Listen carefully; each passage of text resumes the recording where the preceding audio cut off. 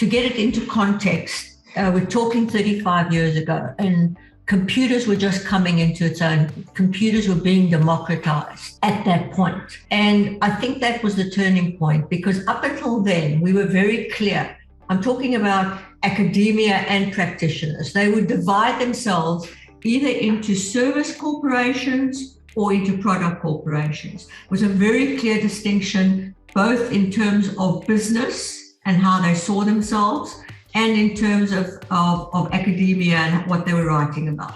With computers, it became obvious that you couldn't separate products and services, because if you didn't have the software, if you didn't have the training, if you didn't have the maintenance, if you didn't have the good installation, if people were not buying the right computers, they weren't getting the value out.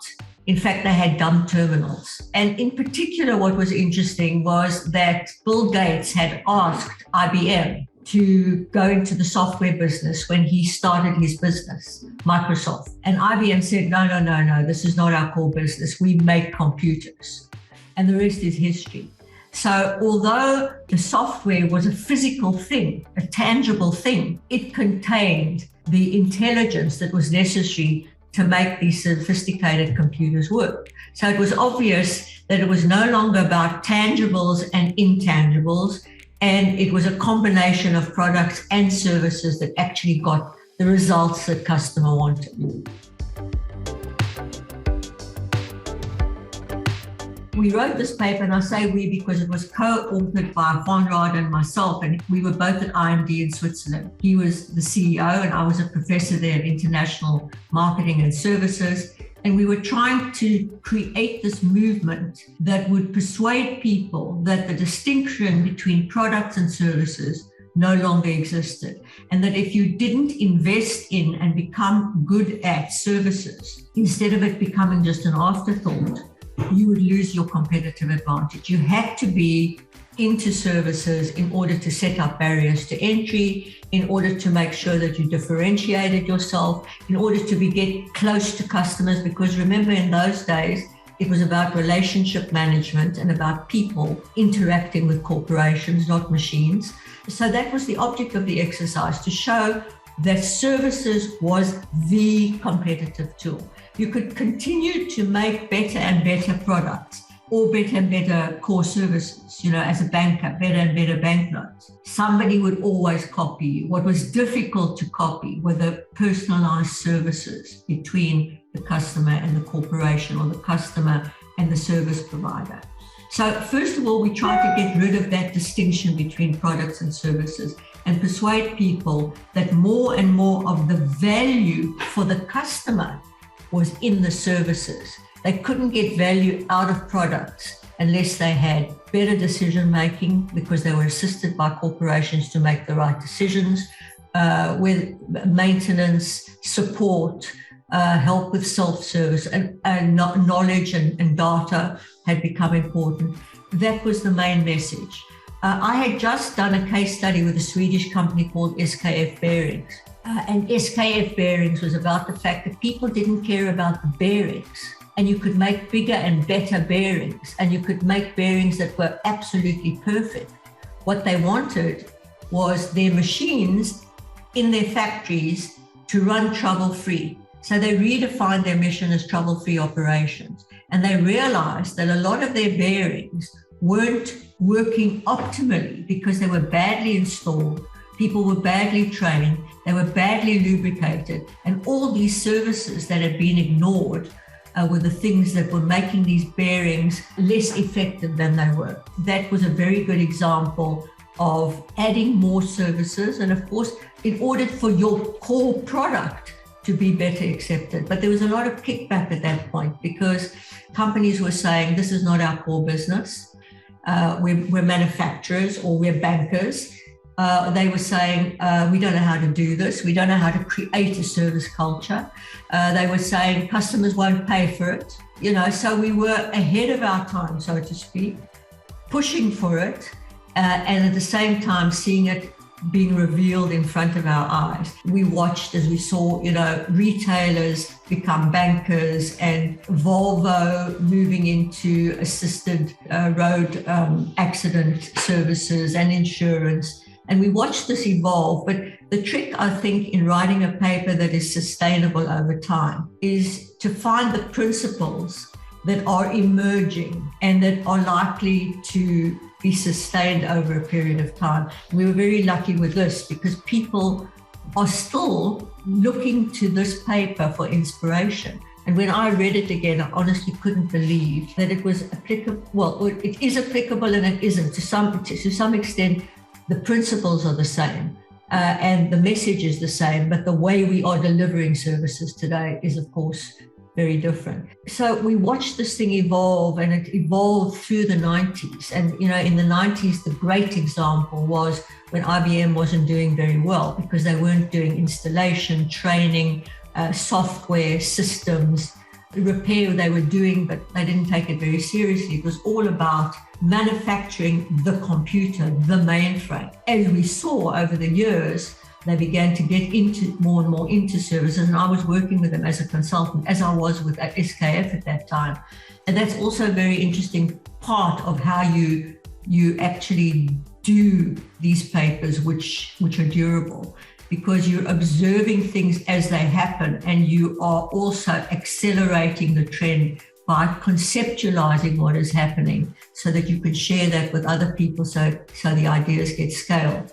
But as we know, eventually IBM stopped making computers completely and just went into services. And today they're in cognitive computing. As we know, it's not about the product at all. It's about what the product can do for individual customers. And that's a service, of course. So just to summarize, we wanted to create awareness, accelerate the trend towards services, both in manufacturing and in service companies, and get people to understand that the only way to really compete was through the services, because it was the only way that people got the value out of the core product or service.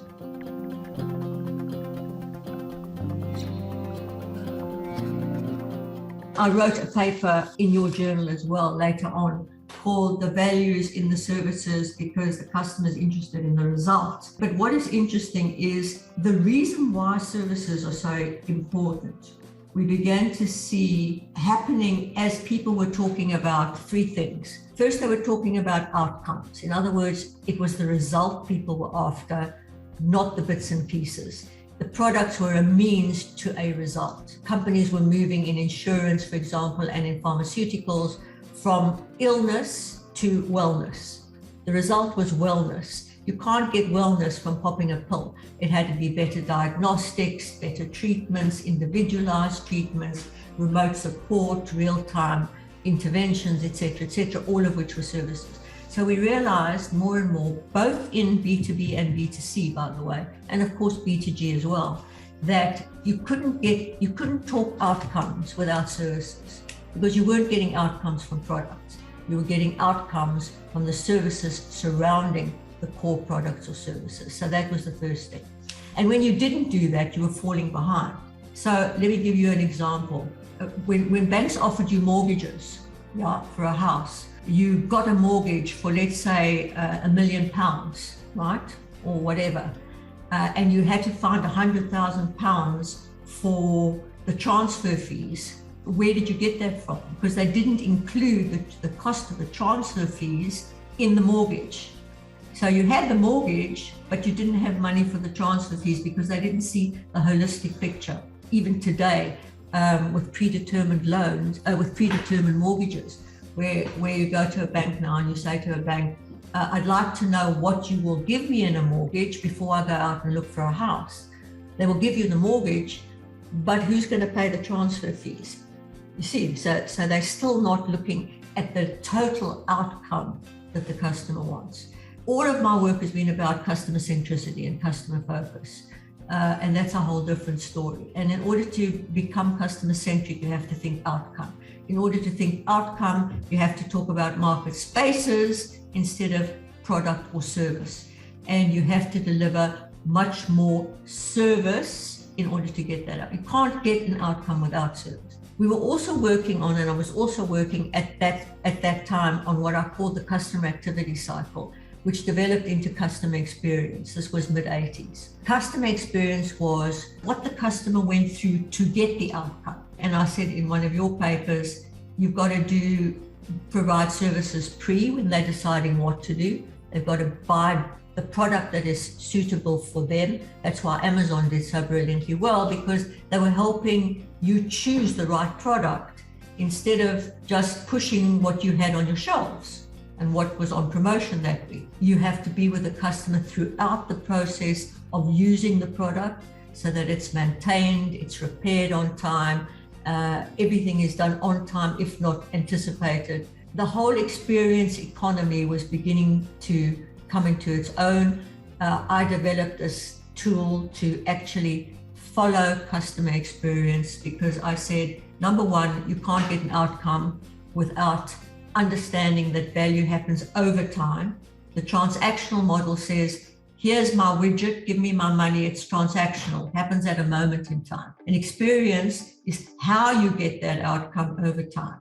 And that happens before they buy, when they're deciding what to buy, while they're buying, and after they've bought, while they're using it, and when they're replacing it. And I developed a whole technology around experience management. You can't do that without services, because everything pre and post is about services. Now remember, the literature that was talking about service was saying you've got to be reliable, you've got to be on time, you have to have value for money, blah, blah, blah. But we weren't talking about that. We said that goes without saying. What we're saying is you've got to be able to build capability to deliver service, either yourself or as part of your ecosystem. So that was the second thing. The third thing I was working on, which related to this, was lifetime customer value. The transactional product model was, we'll sell X amount of mortgages, loans, or X amount of cars per month. Big tick, you've reached your sales target. Very transactional. The moment you talk about lifetime value, you're talking about doing things over time for the customer so that you get to know them better than anyone else, so that you can deliver value better than anyone else.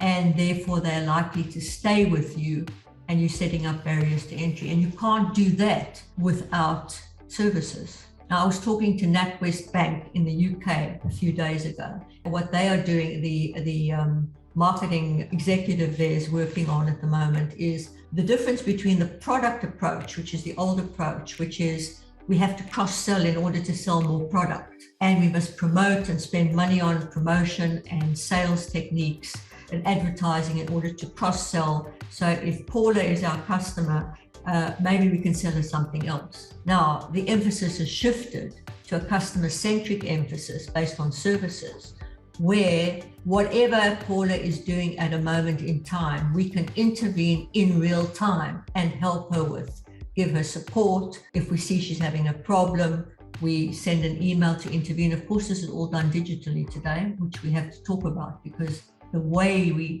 deliver services has changed. But they have discovered, as we know, that the more services you offer as the customer is going through their experience, the longer they'll stay with you and the more they'll spend with you. They become your primary customer. In other words, they want you as your sole or first choice. So it's not about cross-selling transactionally so that you can tick a sales box. It's about being indispensable to a customer in their daily lives, and that you can only do through services.